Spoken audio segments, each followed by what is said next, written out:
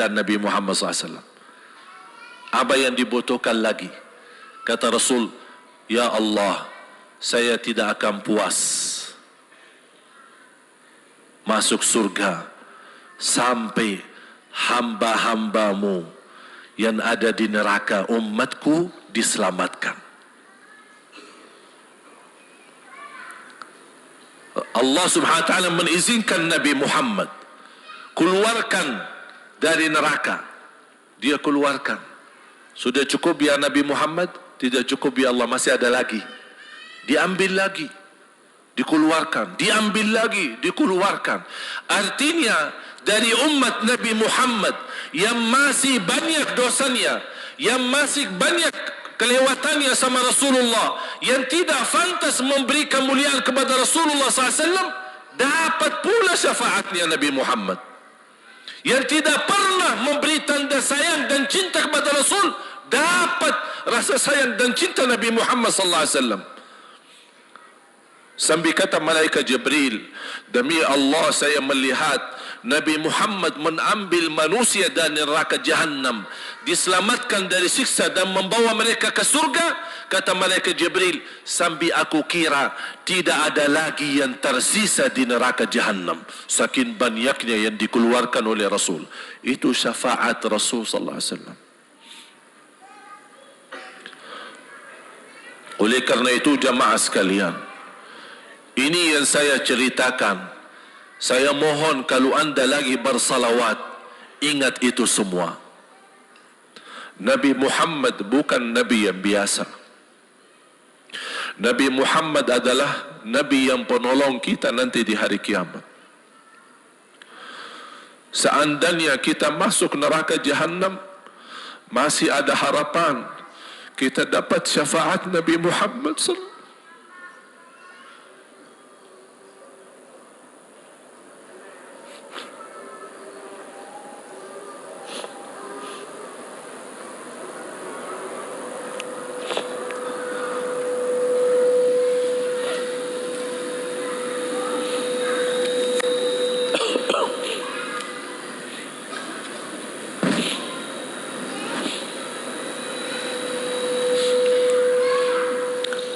Yang masuk neraka saja dapat syafaat Rasul. Jadi sejauh mana kita bisa mencintai beliau, sejauh mana kita minat mempelajari kehidupan beliau, sejauh mana kita mengenal sunnah-sunnah beliau. Di zaman ini, umat yang paling bodoh terhadap beliau, kita umat Islam. Kita umat Islam banyak hal yang tidak tahu tentang beliau. Tidak tahu bagaimana berjuangan beliau, bagaimana doa beliau untuk kita, bagaimana kesedihan beliau kalau ada di antara kita yang kena musibah atau keburukan, apalagi masuk neraka.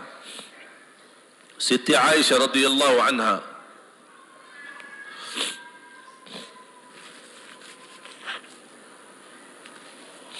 Siti Aisyah radhiyallahu anha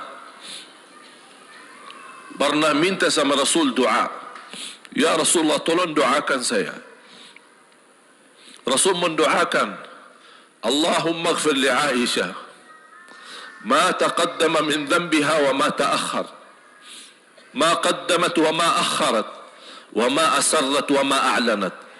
Ya Allah, ampunilah dosa-dosa istriku Aisyah, dosa yang lama, dosa yang baru, dosa yang terang-terangan maupun dosa yang tersembunyi. Siti Aisyah mengaminkan doa Nabi Muhammad dan menangis dan bangga dan senang. Saking senangnya, saking bahagianya, dia tertawa. Sambil Rasul melihat Siti Aisyah. Senang wahai Aisyah? Apakah kamu senang dengan doaku?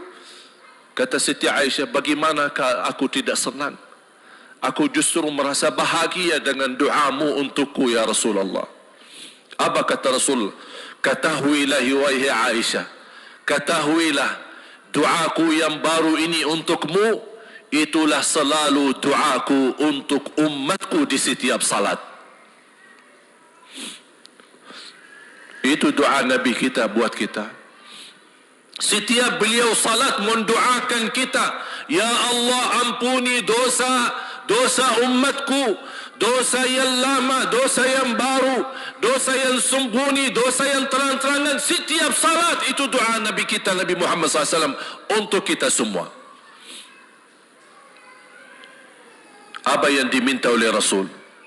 Rasul tidak minta banyak dari kita. Salah satu yang diminta oleh Rasul dan memohon satu itu berbanyak, itu satu-satunya yang Rasul minta banyak. Selain itu Rasul tidak pernah minta banyak. Satu-satunya Rasul minta banyak. Apa? Salawatlah kepadaku, berbanyaklah salawat kepadaku. Mengapa Rasul minta berbanyaklah salawat kepadaku? Kenapa tidak minta amalan yang lain untuk dibanyakkan salawat atau amalan yang lain? Mengapa hanya salawat? Rasul berpesan berbanyaklah salawat kepadaku karena Rasul tahu dengan kita berbanyak salawat kita akan dijamin dapat syafaat beliau, dan itulah beliau yang diinginkan. Bukan hanya dapat syafaat, bahkan Rasul sendiri bersabda, aqrabukum minni majlisan yaumal qiyamah, yang paling dekat kepadaku hari kiamat yang paling banyak salawat kepadaku. Bahkan berita gembira bagi seorang hamba umat Nabi Muhammad SAW, akthiru alayya minas salati yaumal jumu'ati wa laylataha fa inna salatakum tablughuni haitsu kuntum. Ini keistimewaan khusus, kelebihan, amalan yang utama, bahkan yang terutama di hari Jumaat dan di malam Jumaat, fokus hanya bersalawat kepada Rasul. Mengapa? Karena Rasul yang berpesan, Rasul yang minta. Rasul berpesan, berbanyaklah salawat kepadaku malam Jumaat dan hari Jumaat. Mengapa ya Rasulullah khusus hari Jumaat dan malam Jumaat? Karena salawat kalian Allah sampaikan kepadaku. Kata guru saya, barang siapa yang ingin Rasul kenal dengan dia, berbanyaklah salawat kepada beliau. Karena langsung nama kita akan sampai. Ya Rasulullah, ini salawat bapa dan ibu dari Bandung. Kan sampai. Ada riwayat, ada malaikat khusus tugasnya setiap kita bersalawat dibawa kepada Rasulullah sallallahu alaihi wasallam. Allahu akbar. Bahkan ada orang bertanya kepada guru saya, Syekh Muhammad ibn Mukhtar Asy-Syanqiti, dan beliau masih hidup. Subhanallah, ketika di salah satu pertanyaan di majlis ta'lim di Masjid Nabawi, ada orang bertanya, mana yang lebih diutamakan di hari Jumat? Banyak baca Quran atau banyak salawat? Kita milih yang mana? Beliau menjawab dengan jelas, dengan tegas, di hari Jumat dan malam Jumat lebih utama banyak salawat daripada banyak baca Quran. Mengapa? Karena kata beliau, karena itulah permintaan Rasul sendiri. Berbanyaklah salawat kepadaku di hari Jumaat dan di malam Jumaat.